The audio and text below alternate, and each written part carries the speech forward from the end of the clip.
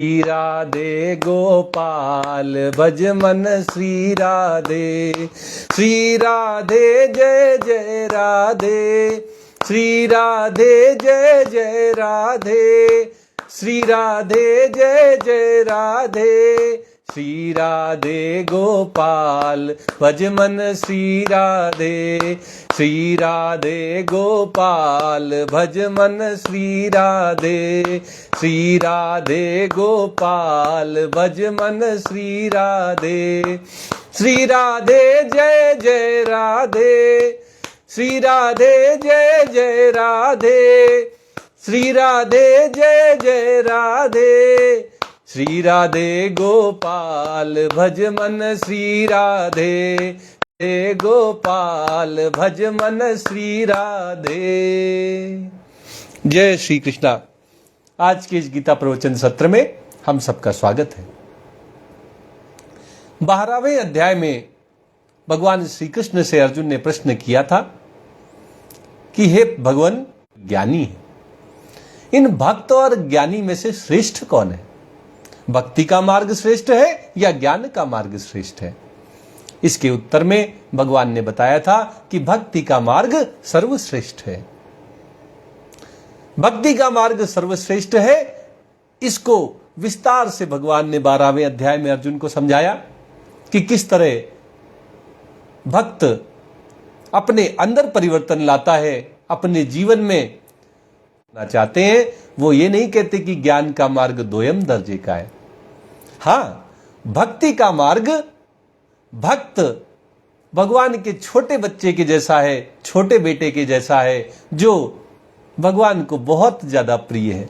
जैसे माता पिता छोटे बच्चे को ज्यादा लाड़ प्यार करते हैं, उसके भगवान ने भक्त को, अपने छोटे बेटे को सर्वश्रेष्ठ कहा। लेकिन जो बड़ा यानी कि ज्ञानी को एक पिता की तरह ज्यादा लाड़ प्यार तो नहीं करते, लेकिन भगवान ने कहा है ज्ञानी त्वात्मैव मे मतम। ये भगवान ने पहले अध्यायों में ही हमें बता दिया कि बड़ा बेटा पिता को अपना आदर्श बनाकर पिता के ही राह में निकल पड़ता है, पिता जैसा ही बनना चाहता है। इसलिए पिता उसको ज्यादा लाड़ प्यार करे ना करे, लेकिन पिता उसमें अपने स्वरूप को देखते हैं, अपने आप की छवि पिता को अपने बड़े बेटे में नजर आती है। भगवान ने भी कहा ज्ञानी तू आत्मैव मे मतम, मेरा मत है और भगवान का मत ही सत्य है। ज्ञानी तो भगवान के ही समान होता है। लेकिन 12वें अध्याय में भगवान ने कहा था कि ज्ञान का मार्ग थोड़ा नीचा इसलिए दिखाई देता है, इसलिए वो ज्यादा श्रेष्ठ नहीं है क्योंकि उसमें कष्टमय जीवन होता है। निर्गुण निराकार के जो उपासक होते हैं वे विवेक बुद्धि से भगवान का सत्य रूप में अनुगमन करते हैं, सत्य को स्वीकार करते हैं और असत्य को संसार का रूप समझकर उसका परित्याग कर देते हैं। लेकिन उनको सगुण साकार भक्तों के समान नित्य प्रति नित्य वर्धमान प्रेम का रस का अनुभव नहीं होता। सिद्धि अवस्था में यद्यपि दोनों को एक ही भगवान मिलते हैं, क्योंकि भगवान तो सगुण साकार भी है, निर्गुण निराकार भी है, सत्य है, असत्य है, और इनसे परे जो कुछ है, जो मन बुद्धि का विषय भी नहीं है, वो भी भगवान है। तो अंत में तो मंजिल एक ही है। दोनों एक ही परमपिता परमेश्वर भगवान श्री कृष्ण तक पहुंचते हैं, दोनों एक समान अनुभव लेते हैं। लेकिन जब तक पहुंचते नहीं, तब तक ज्ञानी जो है वो थोड़ा उदासीन सा दिखाई देता है। यद्यपि वो लक्ष्य की तरफ बढ़ रहा होता है, लेकिन उसको कभी पता नहीं चलता कि मैं लक्ष्य के कितने करीब हूं। जबकि भक्त पहले दिन से ही, जब से वो भक्ति का प्रारंभ करता है, जैसे ही भक्ति का उदय उसके जीवन में, उसके शरीर में होता है, वैसे ही उसको प्रेम रस उसमें फूट पड़ता है। बीज जैसे ही अंकुर लेता है, उसके बाद नित्य प्रति वो बढ़ता हुआ दिखाई देता है, क्योंकि वो सगुण है, साकार है। परिस्थितियां भी अनुकूल हैं, भगवान बारिश भी कर रहे हैं, सूर्य भगवान भी अपनी कृपा कर रहे हैं, चंद्र देवता भी शीतलता दे रहे हैं, लेकिन पता नहीं बीज पनपेगा कि नहीं पनपेगा। इसी तरह जब तक ज्ञानी सिद्धि अवस्था को नहीं प्राप्त कर लेता तब तक उसके अनुभव शरीर के प्रति उसके मन में, उसमें जब तक अहम भाव रहता है, मैंपन रहता है, तब तक उसको बड़ा दुख मिलता है, बड़ा कष्ट में उसका जीवन रहता है। उसकी प्रगति उसको दिखाई नहीं देती, समझ में नहीं आती, उसको कभी प्रेम रस उसके मन में कभी इसका अनुभव नहीं होता, कभी वो प्रेम में मग्न नहीं होता, कभी वो भक्ति के आनंद में नहीं डूब पाता। इसलिए भगवान ने कहा था कि ये कष्ट का मार्ग है, इसमें बड़े कष्ट झेलने पड़ते हैं। लेकिन ये कष्ट ज्ञान के मार्ग के कष्ट नहीं है। ये कष्ट जो हमने शरीर को अपना मान रखा है, मैंपन इस शरीर के साथ जोड़ लिया है, इसके कारण है। तो अब भगवान इस मैंपन को हटाने की क्या विधि है, ये अर्जुन के माध्यम से हम सबको इस 13वें अध्याय में विस्तार से बताने वाले हैं। पहले अगर ज्ञानी सबसे पहले क्या करता है? ज्ञानी सबसे पहले सत और असत को अलग करना अपने विवेक बुद्धि से प्रारंभ करता है। वो शरीर से अपने आप को अलग करना प्रारंभ करता है। जिस दिन वो शरीर से अलग उसका अनुभव हो जाता है, वो जान लेता है कि मैं शरीर से अलग हूं, इसका उसको साक्षात अनुभव होता है, उस दिन से उसको कोई कष्ट नहीं मिलते। ये जो शरीर से मैंपन छूटने में समय लगता है, यही ज्ञानी के लिए कष्टमय समय है। ज्ञानी जो ज्ञान पथ के अनुगामी भगवान का सुमिरन करने वाले ज्ञानी भक्त हैं, ज्ञान के मार्ग से आगे बढ़ रहे हैं, विवेक बुद्धि के महत्व के द्वारा सत्य को असत से अलग करके जो भगवत प्राप्ति करते हैं, उन ज्ञानियों के लिए, बड़े बेटों के लिए भगवान ये 13वें अध्याय का प्रकरण प्रारंभ करते हैं। श्री भगवान उवाच, 13वां अध्याय प्रारंभ हो रहा है। ओम श्री परमात्मने नमः। अथ त्रयोदशोऽध्यायः। श्री भगवान उवाच, इदं शरीरं कौन्तेय क्षेत्रम् इत्यभिधीयते, एतद् यो वेत्ति तं प्राहुः क्षेत्रज्ञ इति तद्विदः। भगवान कह रहे हैं जो विद्वान है, जो ज्ञानी है, वो क्या कहते हैं? कहते हैं इदम शरीरम कौन्तेय। भगवान कह रहे हैं कि हे कुंती नंदन, हे अर्जुन, ये जो शरीर है, क्षेत्रम इति अभिधीयते, इसको क्षेत्र कहा जाता है, इसको तुम क्षेत्र समझो। इदम, अहम नहीं कहा, इदम। हमने क्या किया? इस शरीर को अपना मान लिया, इसके साथ मैंपन जोड़ लिया। मेरा शरीर, मैं इस शरीर का शरीरी, मैं इस शरीर का मालिक, ऐसा मानकर हमने इसको अहंकार से पुष्ट कर दिया। ज्ञानी के अंदर जब तक ये अहम भाव होगा, तब तक वो ज्ञान की मार्ग में प्रगति नहीं कर सकता, वो ज्ञान के मार्ग में किसी तरह का कोई अनुभव नहीं प्राप्त कर सकता। तो सबसे पहले तो भगवान ने शुरू में ही कह दिया, इदम शरीरम, यह शरीर। मेरा शरीर नहीं कहा, यह शरीर। अपने आप से इसको अलग कर दो। मैं शरीर में रहता हूं, लेकिन मैं शरीर नहीं हूं। यह तो आपका भी अनुभव होगा।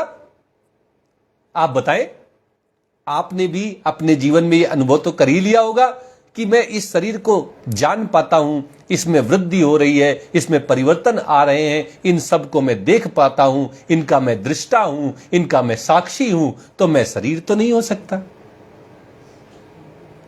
अपने आप से जो अलग है उसी का तो अनुभव हो सकता है, उसी को तो हम जान सकते हैं।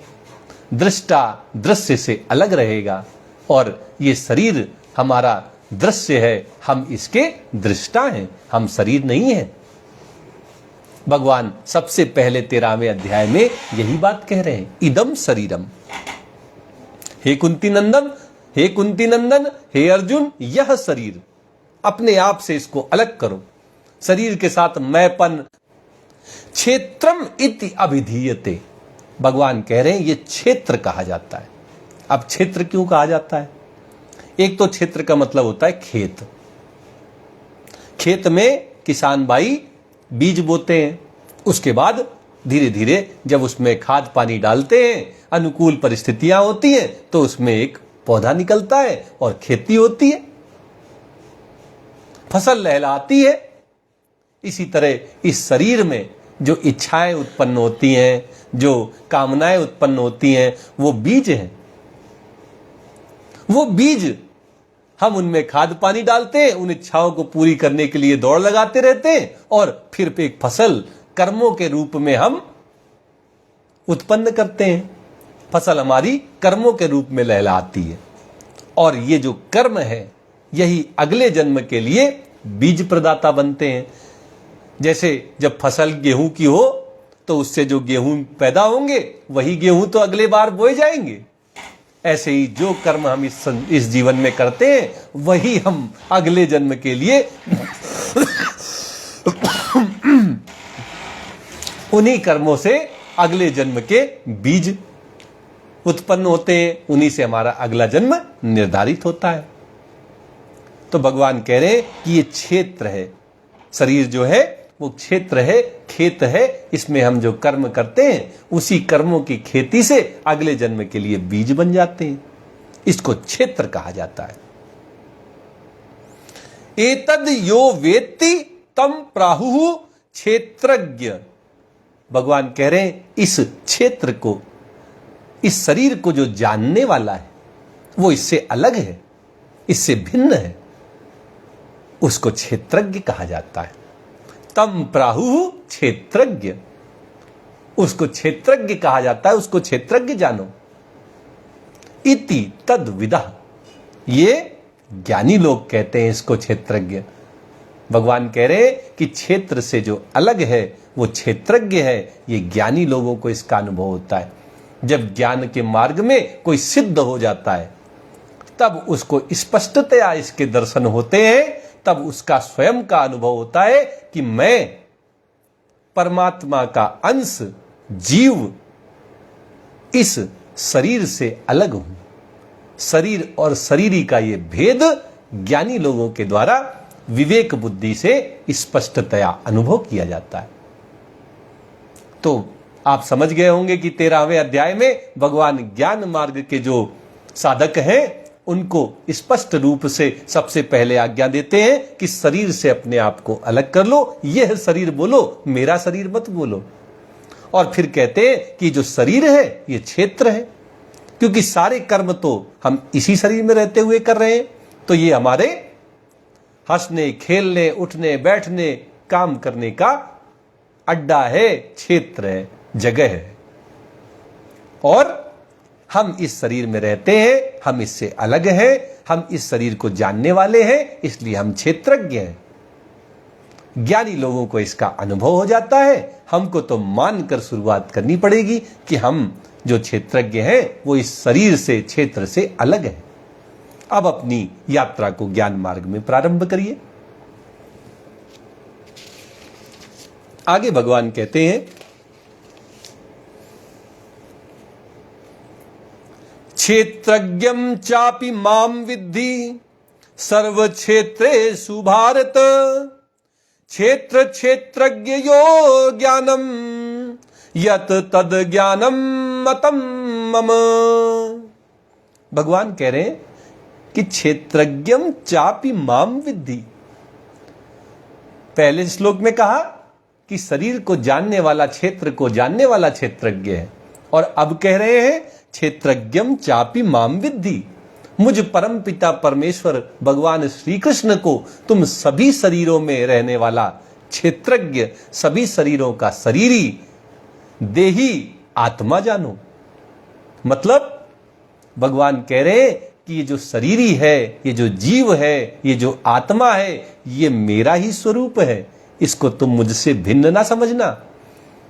आत्मा परमात्मा का अंश होने के कारण परमात्मा ही है। शरीर संसार का अंश होने के कारण संसार ही है। शरीर के साथ शरीरी का कोई लेना देना नहीं है, कोई रिश्ता नहीं है। ये जबरदस्ती मैंपन, मेरा शरीर कह कह के हमने अपने आप को इस शरीर में ही रहने वाला एक सीमित समझ लिया है।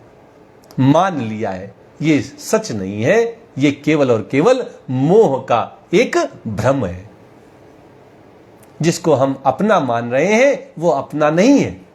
हम किसको अपना मान रहे हैं? हम इस शरीर को अपना मानते हैं। मेरा शरीर, मेरा शरीर, है ना। इसी को पुष्ट करने के लिए, इसी को ताकत देने के लिए, इसी का सारा देख रेख करने के लिए हमने अपना जीवन लगा दिया।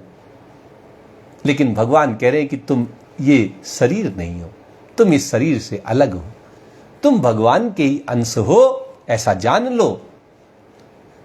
क्षेत्रज्ञम चापि माम विद्धि, जानो कि क्षेत्रज्ञ परमात्मा का अंश है, जीव परमात्मा ही है, परमात्मा का ही अंश है। सर्व क्षेत्रेषु भारत, केवल ज्ञानी के शरीर में नहीं, सबके शरीर में, केवल मनुष्य शरीर में नहीं, सर्व क्षेत्रेषु। हे भारत, हे भरतवंशी अर्जुन, सभी शरीरों में रहने वाला जो शरीरी है, सभी देह में रहने वाला जो देही है, सभी शरीरों में रहने वाला जो जीव है, आत्मा है, वो परमात्मा का ही अंश है, वो परमात्मा का ही स्वरूप है, ऐसा तुम जानो। ऐसा नहीं कि परमात्मा केवल ज्ञानियों के हृदय में रहते हैं, केवल ज्ञानियों के शरीर में रहते हैं। परमात्मा तो जड़ चेतन सब में है, सब भगवान का ही स्वरूप है। भगवान ने हमें पहले ही बता दिया, वासुदेवः सर्वम, सब कुछ भगवान का स्वरूप है। तो जो सब में है वही परमात्मा है और वही जीव रूप में है। तो जीव अर्थात आत्मा परमात्मा से अभिन्न है, परमात्मा का ही अंश है, परमात्मा ही है भगवान। ऐसा ज्ञानियों को शुरू से ही जानने की आज्ञा दे रहे हैं कि अगर ज्ञान मार्ग के अनुगामी बनना चाहते हो, ज्ञान मार्ग में आगे बढ़ना चाहते हो, तो सबसे पहले अपने आप को समझा दो कि मैं शरीर से अलग हूं, शरीरी हूं, जो जीव हूं, जो आत्मा हूं, वो परमात्मा का अंश हूं, परमात्मा से अभिन्न हूं। क्षेत्र क्षेत्रज्ञ यो ज्ञानम यत तद ज्ञानम मतम मम। और भगवान इस ज्ञान की बड़ी अनिवार्यता बता रहे हैं, बड़ी महिमा गा रहे हैं। कह रहे हैं कि वास्तविक ज्ञान तो यही है, ऐसा मेरा मत है। वास्तविक ज्ञान क्या है? वास्तविक ज्ञान है क्षेत्र और क्षेत्रज्ञ को अलग अलग जानना। शरीर संसार का अंश है और शरीरी ये आत्मा, ये जीव, ये परमात्मा का अंश है। ये दोनों अलग अलग हैं। हम शरीरी इस शरीर में रहते हैं, शरीरी परमात्मा का अंश, शरीर संसार का अंश, ये दोनों अलग अलग हैं। भगवान कह रहे हैं इस ज्ञान को अगर तुमने अनुभव कर लिया, अपने जीवन में उतार लिया, इस ज्ञान को अगर तुमने अपने जीवन में लागू कर लिया, तो तुम्हें और किसी ज्ञान की आवश्यकता नहीं है। यही वास्तविक ज्ञान है, यही तुम्हें कर्मों के बंधन से मुक्त कर देगा, यही तुम्हें भगवत प्राप्ति करा देगा। ये भगवान ने इस विषय को जानने की महिमा कही, क्योंकि जब हम महिमा को जानते हैं कि इस ज्ञान के जानने की अनिवार्यता क्या है, महिमा क्या है, तभी तो हमारे अंदर इच्छा उत्पन्न होगी कि चलो भाई हम भी इसमें कुछ इंटरेस्ट लें, हम भी कुछ सीख सकते हैं, हमारे जीवन में भी कुछ परिवर्तन आएंगे। इसलिए भगवान ने ये महिमा कही। अब क्षेत्र और क्षेत्रज्ञ के विषय में ज्ञान की महिमा कहने के बाद भगवान समझा रहे हैं कि अर्जुन, अब मैं तुम्हें इस विषय में बताने जा रहा हूं, अब तुम ध्यान लगा के सुनो। लेकिन भगवान बहुत विस्तार से नहीं कहेंगे। भगवान कहते हैं तत् क्षेत्रम यच्च यादृक च यद विकारी यतश्च यत स च यो यत प्रभावश्च तत्समासेन में शृणु। भगवान ने कहा तत्समासेन में शृणु। मैं संक्षेप में बताऊंगा, ध्यान से सुनना। क्या बताऊंगा? तत् क्षेत्रम, वह क्षेत्र, उसका स्वरूप क्या है, क्षेत्र क्या है, इसका स्वरूप क्या है, कैसे ये संसार का अंश है, ये मैं तुम्हें बताऊंगा। यत च यादृक, और जैसा है अर्थात उसका जैसा स्वभाव है, जैसी प्रकृति है, वो भी मैं तुम्हें बताऊंगा। यद विकारी, और मैं इसके विकार क्या हैं, इस क्षेत्र में क्या क्या विकार हैं। संसार परिवर्तनशील है, उसमें विकार उत्पन्न होते हैं। ये शरीर भी परिवर्तनशील है, इसमें भी विकार उत्पन्न होते हैं। इन विकारों को मैं तुम्हें बताऊंगा। यत, और जिससे ये पैदा होता है, इसकी उत्पत्ति का जो स्रोत है, वो उत्पत्ति का स्रोत भी क्षेत्र का, इस शरीर का मैं तुम्हें समझाऊंगा। तो क्षेत्र के विषय में भगवान 4 ज्ञान देने वाले हैं। भगवान ने कहा मैं बताऊंगा कि क्षेत्र का स्वरूप, शरीर का स्वरूप क्या है, ये कौन सी प्रकृति रखता है, कैसा इसका स्वभाव है, इसमें क्या क्या विकार उत्पन्न होते हैं, और चौथा ये कहां से पैदा होता है, इसका उत्पत्ति का स्रोत क्या है। और ये तो 4 बातें क्षेत्र के विषय में हो गई। अब क्षेत्रज्ञ के बारे में भगवान क्या बताएंगे। सच यो यत प्रभाव, भगवान कहते हैं वह क्षेत्रज्ञ जो है उसका जो स्वरूप है, क्षेत्र का भी स्वरूप कहा और क्षेत्रज्ञ का भी स्वरूप कहा। शरीर का भी स्वरूप है और शरीरी का भी स्वरूप है। तो दोनों के स्वरूप को भगवान हमें बताने जा रहे हैं। लेकिन जो क्षेत्रज्ञ है उसका प्रभाव होता है। भगवान कह रहे हैं यत प्रभावश्च, क्षेत्रज्ञ का जो प्रभाव है उस प्रभाव को भी भगवान इस अध्याय में आगे बताने वाले हैं, इसका वर्णन करने वाले हैं। तत्समासेन मिश्र, मैं संक्षेप में कहूंगा, बहुत ज्यादा जानने की इस विषय को आवश्यकता नहीं है। भगवान कह रहे बहुत ज्यादा इसको गंभीरता से लेने की आवश्यकता नहीं है, लेकिन इसको जानो। जानना इसलिए जरूरी है क्योंकि इसकी बड़ी महिमा है। जो इस ज्ञान से युक्त हो जाता है वो सर्व ज्ञान से युक्त हो जाता है, सब कुछ जान जाता है। इसलिए इसको जानना जरूरी है, लेकिन बड़े विस्तार से जानने की आवश्यकता नहीं है। बस ये जान लो कि तुम शरीरी हो, इस शरीर में रहते हो, इससे अलग हो, तुम परमात्मा के अंश हो, ये शरीर संसार का अंश है। ये जानना जरूरी है। बहुत विस्तार से इसके चक्कर में इसको बहुत विस्तार से जानने की आवश्यकता भगवान कहते नहीं है। तत्समासेन में शृणु, अब सावधान होकर इसको सुनो। अब भगवान ने तो कहा कि इसको संक्षेप में सुनो, लेकिन सब लोग तो नहीं है कि भगवान की बात मान जाए। किसी किसी की ऐसी आदत होती है कि अगर किसी विषय का उसको पता चल जाए तो पूरी उसकी कुंडली खंगाल देता है। उसके विषय में जहां से जितना ज्ञान मिल सके उतना ज्ञान अर्जित करता है। उसको बड़ा मजा आता है किसी विषय को बड़ी गंभीरता से, बड़े विस्तार से जानने में। तो ऐसे लोगों के लिए भी भगवान ने यहां कुछ कहा है। क्या कहा है? ऋषिभिर बहुधा गीतम छंदोभिर्विविधै पृथक ब्रह्म सूत्र पदैश्चैव हेतु मद्भिर्विनिश्चितैः। भगवान कह रहे मैं संक्षेप में कह रहा हूं, लेकिन अगर कोई विस्तार से जानना चाहता है तो कोई दिक्कत नहीं है। मैं ये भी बता दे रहा हूं कहां मिलेगा ये ज्ञान। भगवान ने कहा ऋषिभिर बहुधा गीतम, ऋषियों के द्वारा बहुत विस्तार से इसको गाया गया है। आप शास्त्रों को, स्मृतियों को, पुराणों को उठाकर पढ़ना, उनमें तुमको ये शरीर और शरीरी के भेद बड़े विस्तार से बताए गए मिलेंगे।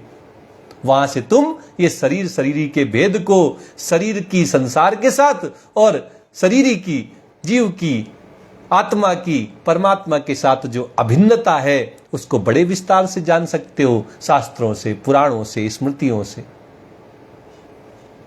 छंदोभिर विविधै पृथक, भगवान कह रहे हैं जो वेद है, ऋग्वेद, सामवेद, यजुर्वेद, अथर्ववेद, इन चारों वेदों में भी अगर तुम निकलोगे तो इसमें भी जो संहिताएं हैं, जो ब्राह्मण भाग हैं, उनमें भी तुमको विस्तार से इस विषय में चर्चा हुई है। वहां तुम पढ़ लेना, वहां मिल जाएगी।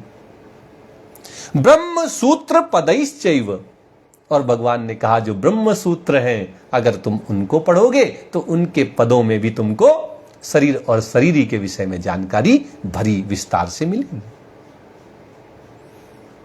हेतु मद्भिर विनिश्चितैः, भगवान ने कहा है कि युक्त और निश्चित किए हुए इस शरीर शरीरी के भेद को ब्रह्म सूत्र में उसके पदों में विस्तार से कहा गया है, वहां पे भी इसका वर्णन है।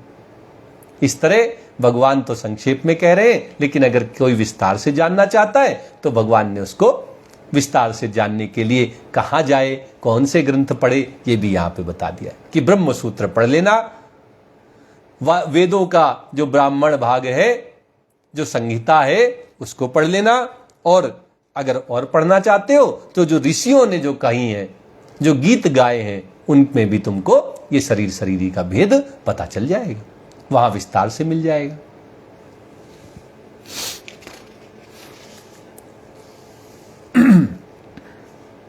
अब भगवान शरीर शरीरी के भेद को बताना शुरू कर रहे हैं। सबसे पहले क्षेत्र अर्थात ये शरीर, ये क्षेत्र किस किस तत्व से मिलकर बना है, इसका क्या स्वरूप है, ये भगवान अर्जुन के माध्यम से हम सबके सामने बताने जा रहे हैं।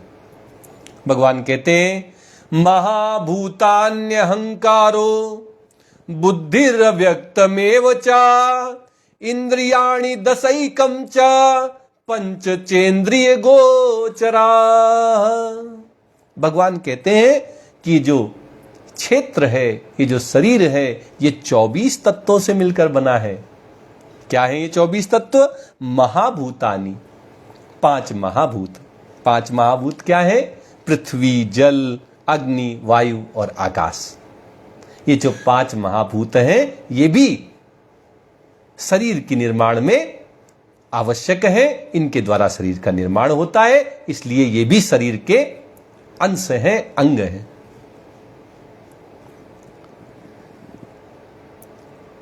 अहंकारो, अहंकार भी इस शरीर में ही उत्पन्न होने के कारण इसका विकार है। अहंकार भी क्षेत्र की ही संज्ञा दी जाती है, यह भी क्षेत्र है। बुद्धि, बुद्धि भी जानने में आती है, निश्चय करती है, हमें पता चलता है कि हमारा निश्चय ठीक रहा कि गलत साबित हुआ। इसका मतलब बुद्धि भी जीव के स्वरूप से अलग है, यह भी क्षेत्रज्ञ नहीं है, ये क्षेत्र है। अव्यक्त में ऊंचा, और जो मूल प्रकृति है, जो अव्यक्त है, नहीं दिखाई देती, वो मूल प्रकृति भी भगवान कहते हैं कि क्षेत्र के अंतर्गत आती है, वो भी क्षेत्र है, वो भी शरीर का अंग है।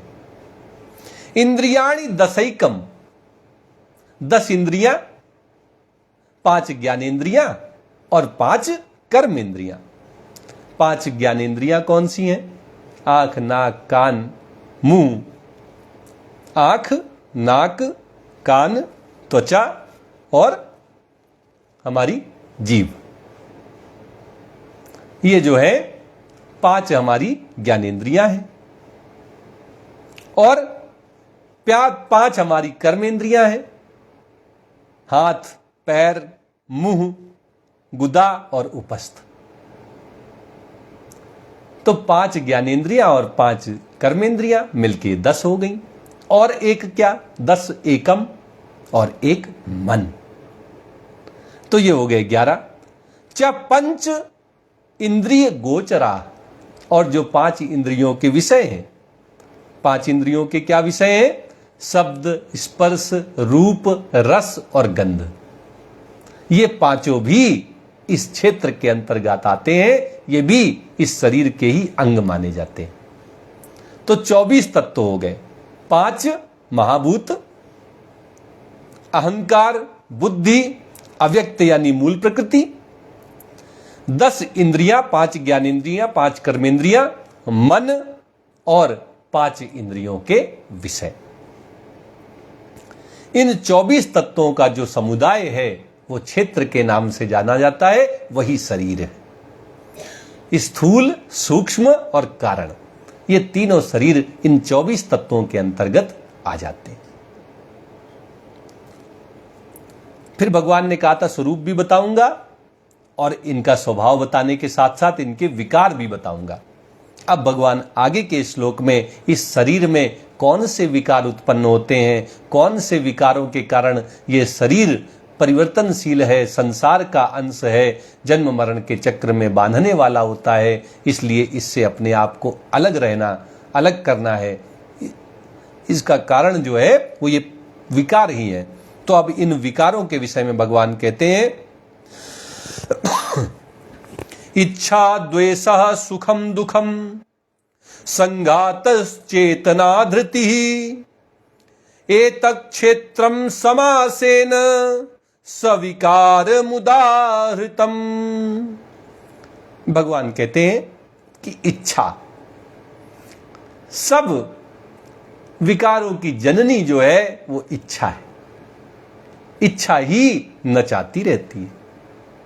इच्छाओं को पूरा करने के लिए हम भागते रहते हैं, भागते रहते हैं, भागते रहते हैं।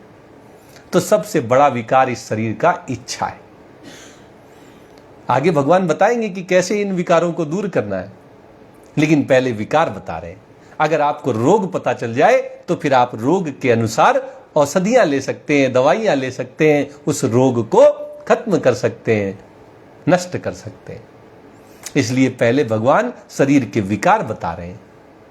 कह रहे इच्छा बहुत बड़ा विकार है। सारी फसाद की जड़ इच्छा है। ये एक इच्छा उत्पन्न हो जाती है और बस हमको नचाती रहती है, भरमाती रहती है, भगाती रहती है।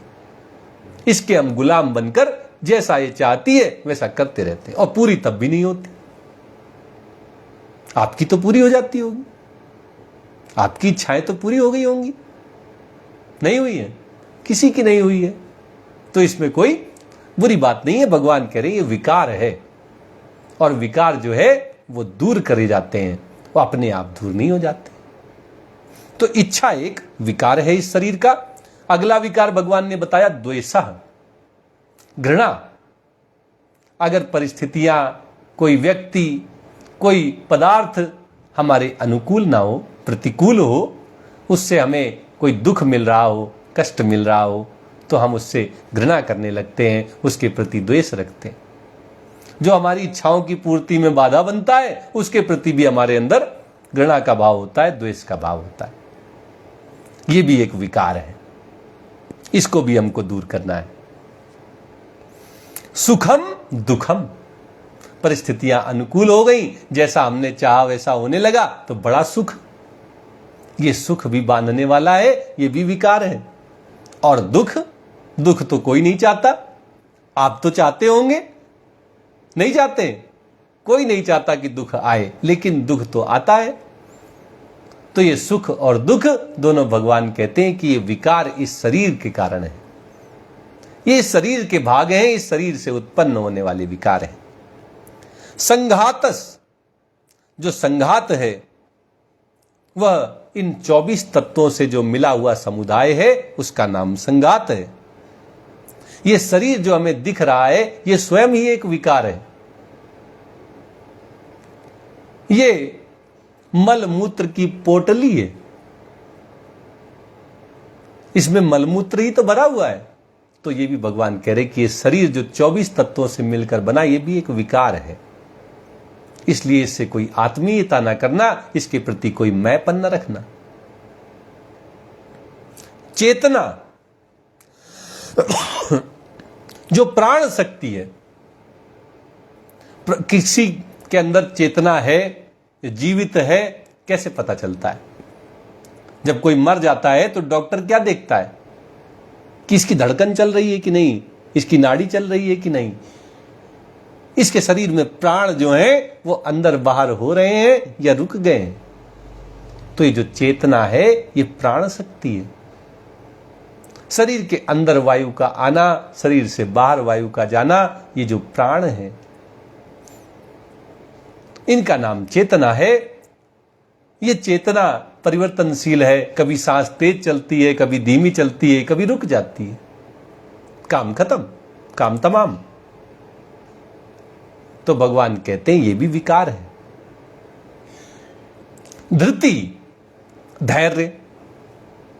कभी हमको लगता है कि हमारे अंदर बड़ा धैर्य है, लेकिन तभी एक कोई ऐसी घटना घट जाती है, कोई ऐसी परिस्थिति आ जाती है कि सारा धैर्य धरा का धरा रह जाता है। ऐसा तो आपके साथ भी होता होगा, आपका स्वयं का अनुभव है। तो ये धैर्य भी जो है वो बदलता रहता है, कभी ज्यादा कभी कम। भगवान कहते हैं ये जो धृति है, धारण शक्ति है, धैर्य को धारण करना, इसकी जो शक्ति है ये भी घटती बढ़ती रहती है, इसमें परिवर्तन होते रहते हैं। ये भी विकार है, ये भी इस शरीर का विकार है। एतत् क्षेत्रम समासेन सविकार मुदाहृतम। भगवान कहते हैं कि इन विकारों सहित ये 24 तत्वों वाला जो शरीर है ये संक्षेप में मैंने बता दिया। इस तरह से इसको समझना चाहिए कि 24 तत्व हैं, इनसे मिलकर ये शरीर बना है। ये शरीर भी विकार है, इसके अंदर जो धारण करने की क्षमता है, धृति है, जो चेतना है, जो ये 24 तत्व हैं, ये सुख दुख है, ये द्वेष है और ये जो इच्छाएं हैं, ये सारे के सारे इसके विकार हैं। ये भगवान ने क्षेत्र को संक्षेप में समझा दिया। तो भगवान ने पहले तो विकार बताए, अब इन विकारों का कैसे सफाया किया जाए, इनको कैसे समाप्त किया जाए, कैसे नष्ट किया जाए, इसका उपाय भी बताते हैं। भगवान कहते हैं अमानित्वम, अमानित्वम अदम्भित्वम अहिंसा क्षांतिरार्जवम आचार्योपासनम शौचम स्थैर्यम आत्मविनिग्रह। भगवान कह रहे हैं अमानित्वम, अपने आप को श्रेष्ठ ना मानना। जब हमारे अंदर श्रेष्ठता का भाव आ जाता है तो हमारे अंदर अहंकार पुष्ट हो जाता है। भगवान कहते हैं कि तुम्हारे शरीर के विकारों को मिटाने के लिए सबसे पहले कोई श्रेष्ठता का भाव ना रखो, अपने मान सम्मान की चिंता ना रखो। ये मान सम्मान के चक्कर में जो पड़ जाते हैं वो फिर अपनी दुर्दशा करा लेते हैं। शरीर को ही मान सम्मान मिल सकता है, शरीर को तो कोई मान सम्मान नहीं मिलता। उसको तो कोई देख ही नहीं पाता, उसके तो कोई लक्षण नहीं है, उसका क्या सम्मान कोई करेगा। इस शरीर का सम्मान करने लगते हैं। तो भगवान कह रहे हैं सबसे पहले ये श्रेष्ठता का भाव अपने अंदर से हटा दो। ज्ञानी के लिए आवश्यक है कि वो अपने आप में किसी तरह की कोई श्रेष्ठता ना देखे। अगर श्रेष्ठता को देखने में लग गया तो फिर ज्ञान नहीं पा पाएगा, तत्व को समझ नहीं पाएगा, अपने आप को शरीर से अलग नहीं कर पाएगा। इस शरीर में ही मैं, भगवान ने आपको बनाया है, आप उसमें संतुष्ट रहें। किस लिए किसी के सामने दिखावा करना कि हम बहुत ज्ञानी हैं, हमें बड़ा ज्ञान हो गया है। कुछ दिखाने की जरूरत नहीं है। रही मन बात अगम्य की, कहन सुनन की नाही। जे जानत ते कहत नहीं और कहत ते जानत नाही। रहीमदास जी ने क्या प्यारी बात कही है कि ये जो अगम्य है, ये जो परम पिता परमेश्वर भगवान श्री कृष्ण हैं, इनके विषय में ज्यादा कहने सुनने की आवश्यकता नहीं है, क्योंकि जो जानते हैं वो कहते नहीं है। वो अपने अनुभव को नहीं बताते घूमते हैं कि मेरे क्या अनुभव हैं। वो भगवान की चर्चा करते हैं, वो भगवान की महिमा गाते हैं, भगवान के गुण गाते हैं, भगवान के नाम का कीर्तन करते हैं, लेकिन वो अपनी महिमा नहीं गाते। जे जानत ते कहत नहीं, इसका मतलब ये ना समझ लीजिएगा कि वो कुछ कहते ही नहीं है, मौन हो जाते हैं, मौनी बाबा बन जाते हैं। ऐसा नहीं है। वो अपने अनुभव को, अपनी बड़ाई करते नहीं घूमते। और जे जानत ते कहत नहीं, कहत ते जानत नहीं। और जो बड़ी बड़ी सेखियां मारते घूम रहे हैं कि हमने ज्ञान पा लिया, हम बड़े ज्ञानी हो गए, हमने सिद्धि अर्जित कर ली, वो कुछ नहीं जानते। ये केवल और केवल ढोंग है, दिखावा है। यही तो दंभ है। भगवान कह रहे हैं कि ज्ञानी जो है उसको विवेक बुद्धि के द्वारा भगवान तक पहुंचना है। अपने शरीर का कोई मान सम्मान नहीं बढ़वाना है, अमानित्वम। और उसको दिखावटीपन भी नहीं करना है कि अब बाबा बड़े ज्ञानी हो गए। इस तरह से दंभ को भी हटा देना है, अदम्भित्वम। और ज्ञानी को क्या करना है विकार नष्ट हो जाए इसके लिए? अहिंसा।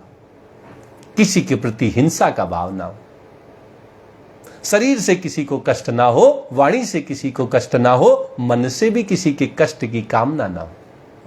अहिंसा, अहिंसा परमो धर्म, ये जो परम धर्म है, ये स्वभाव है, ये हमारी प्रकृति है, इसको अपने जीवन में लाना है। शांति, भगवान कहते हैं क्षमा का भाव। अहिंसा का मतलब हो गया हम किसी को कष्ट नहीं देंगे, हमारी वजह से किसी को कष्ट ना हो। और क्षमा, अगर किसी ने हमको कष्ट दे दिया, किसी की वजह से हमारे जीवन में कुछ गलत हो गया, किसी ने हमारा कुछ बिगाड़ दिया, तो भी उसको क्षमा कर देना है। उसके प्रति भी कोई दुर्भावना नहीं रखनी, कोई द्वेष नहीं रखना, उसके कुछ बिगड़ जाए, उसका कुछ बुरा हो जाए, ऐसी भी कोई भावना नहीं रखनी, ऐसी कोई कामना नहीं करनी। आर्जवम, और भगवान कहते हैं कि ज्ञान मार्ग में आगे बढ़ना है तो आर्जवम भी होना है, सरल सीधा साधा रहना है, बड़ा कुटिल कपटी नहीं बनना है। सीधा साधा व्यक्ति ही ज्ञान के मार्ग में आगे बढ़ सकता है।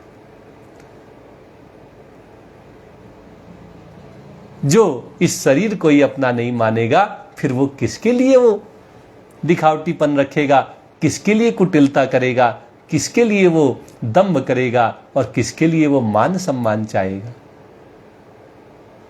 भगवान कहते हैं आर्जवम, वो सरल सीधा स्वभाव रखता है,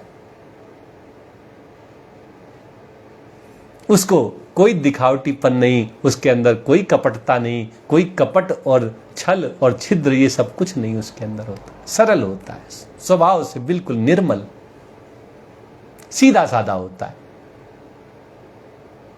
उसके अंदर कोई चतुराई नहीं होती, निष्कपट होता है। आचार्योपासनम, ज्ञानी को अपने जो आचार्य हैं, अपने गुरु हैं, जो ज्ञान के द्वारा सिद्धि को प्राप्त कर चुके हैं, उनकी उपासना करनी चाहिए। भक्त तो भगवान की उपासना करता है, लेकिन ज्ञान मार्ग का साधक अपने गुरु को ही भगवान का स्वरूप मानता है। गुरुर ब्रह्मा गुरुर विष्णु गुरुर्देवो महेश्वरा, गुरु साक्षात परब्रह्म तस्मै श्री गुरुवे नमः। वो तो आचार्य की ही उपासना करता है। जिसने भगवान को पा लिया ज्ञान मार्ग से, ऐसे सिद्ध ज्ञानी महात्मा के वो गुणगान करता है, उनकी सेवा करता है, उनकी उपासना करता है। आपने देखा होगा ज्ञान मार्ग के जो साधक होते हैं वो अपने गुरु की आरती उतारते हैं। एक बार हमें परमानंद जी के आश्रम में जाने का सौभाग्य प्राप्त हुआ। हमने देखा वहां परमानंद जी बैठे और सारे शिष्य उनकी आरती उतारते। गुण साकार की तरह नित्य प्रति भगवान के दर्शन नहीं होते, तो इसका मतलब ये नहीं है कि वो दर्शन नहीं करते, वो अपने गुरु में ही भगवान के दर्शन करते, वो अपने गुरु की पूजा करते हैं, वो गुरु में ही भगवान को देखते हैं। इसलिए भगवान कह रहे हैं आचार्य उपासना। शौचम, शौचम का मतलब है शुद्धि, भीतर और बाहर दोनों की शुद्धि। अब भीतर की शुद्धि कैसे होगी और बाहर की शुद्धि कैसे होगी? तो बाहर की शुद्धि के लिए तो हम जल से स्नान कर ले। मिट्टी को भी बड़ा शुभ माना जाता है। अगर कहीं जल ना मिले तो हम मिट्टी से ही हाथ को साफ करके और पवित्र हो जाते हैं, ऐसा कहा जाता है। तो ये तो बाहर की शुद्धता हो गई। भीतर की शुद्धता के लिए क्या कहेंगे? पानी पी लेंगे। आप तो भीतर की शुद्धता के लिए पानी पी लेते होंगे, बाहर के लिए ऊपर सर से डाल लिया और भीतर की शुद्धता के लिए मुंह से डाल लिया। ऐसा ही करते हैं? नहीं करते। भीतर की पवित्रता के लिए हमें अपने अंदर दया, क्षमा, अहिंसा, इन सब गुणों को विकसित करना होगा और इनके माध्यम से हमारा अंतःकरण निर्मल हो जाएगा। इसके अंदर के जो अपवित्रता है, अशौच है, वो सब समाप्त हो जाएंगे। स्थैर्यम, स्थिरता, ज्ञान मार्ग में स्थिरता बड़ी आवश्यक है। किस चीज की स्थिरता? एक बार दृढ़ निश्चय कर लिया कि अब मुझे ज्ञान मार्ग के द्वारा भगवत प्राप्ति करनी है, मुझे ज्ञान मार्ग में आगे बढ़ना है, तो अब फिर इसमें विचलित नहीं होना है। उद्विग्न नहीं होना है, क्षुब्ध नहीं होना है। हर दिन एक जैसा नहीं होगा, परिस्थितियां बदलेंगी, अनुभव खट्टे मीठे होंगे, लेकिन आपको स्थिर रहना है, स्थिर बुद्धि रहना है। समता का अपने जीवन में समता को लाना है। समता के द्वारा स्थिर बुद्धि होकर और इस मार्ग में आगे बढ़ना है। आत्म विनिग्रह, और भगवान कहते हैं कि आत्म विनिग्रह, अपने मन को भी आत्म कहते हैं। आत्मा शब्द खाली आत्मा जीव के लिए नहीं प्रयुक्त होता, ये शरीर के लिए भी प्रयुक्त होता है, मन के लिए भी प्रयुक्त होता है। इसलिए इस श्लोक में आत्म विनिग्रह का मतलब है अपने मन को, अपने अंतःकरण को अपने वश में करना, इसका निग्रह करना, इसको भली भांति अपने काबू में लाना, अपने वश में ले आना। तो इस तरह भगवान श्री कृष्ण अर्जुन के माध्यम से हम सबको शरीर में जो उत्पन्न होने वाले इच्छा, द्वेष, ये सब विकार हैं, इनको समाप्त करने के लिए जड़ी बूटियां दे रहे हैं, औषधियां दे रहे हैं, दवाइयां बता रहे हैं। कह रहे हैं कि अपनी श्रेष्ठता का भाव मत लाना, दिखावटीपन के चक्कर में मत फंसना, अहिंसा लाना। अपने जीवन में अहिंसा को लाओ, क्षमा को लाओ, सरलता को लाओ और अपने गुरु की सेवा में लग जाओ। अंदर बाहर की पवित्रता रखो, शुद्धि रखो और स्थिर चित्त हो जाओ और अपने मन को अपने वश में कर लो। आज गीता का प्रवचन यहीं तक होगा। आइए भगवान का एक प्यारा सा भजन करते हुए आज के इस सत्र को संपन्न करते हैं।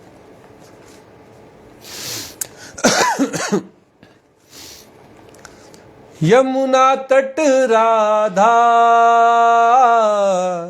वंशी तट मोहन। यमुना तट राधा, वंशी वट मोहन। जय राधे जय कृष्णा, जय हो वृंदावन। जय राधे जय कृष्णा, जय हो वृंदावन। गौर वर्ण राधा, श्याम वर्ण मोहन। गौर वर्ण राधा, श्याम वर्ण मोहन। जय राधे जय कृष्ण, जय राधे जय कृष्णा, जय हो वृंदावन। नूपुर धुन राधा, मुरली धुन मोहन। नूपुर धुन राधा, मुरली धुन मोहन। जय राधे जय कृष्णा, जय हो वृंदावन। जय राधे जय कृष्णा, जय हो वृंदावन। बरसाने राधा, वृंदावन मोहन। बरसाने राधा, वृंदावन मोहन। जय राधे जय कृष्णा, जय हो वृंदावन। जय राधे जय कृष्णा, जय हो वृंदावन। संतों का मन राधा, भक्तों का मन मोहन। संतों का मन राधा, भक्तों का मन मोहन। जय राधे जय कृष्णा, जय हो वृंदावन। जय राधे जय कृष्णा, जय हो वृंदावन। श्री कृष्ण गोपाला मदन मोहन, श्री कृष्ण गोपाला मदन मोहन, जय राधे जय कृष्णा, जय हो वृंदावन, जय राधे जय कृष्णा, जय हो वृंदावन, जय राधे जय कृष्णा, जय हो वृंदावन। जय श्री कृष्णा, जय श्री कृष्णा, जय जय श्री राधा कृष्णा।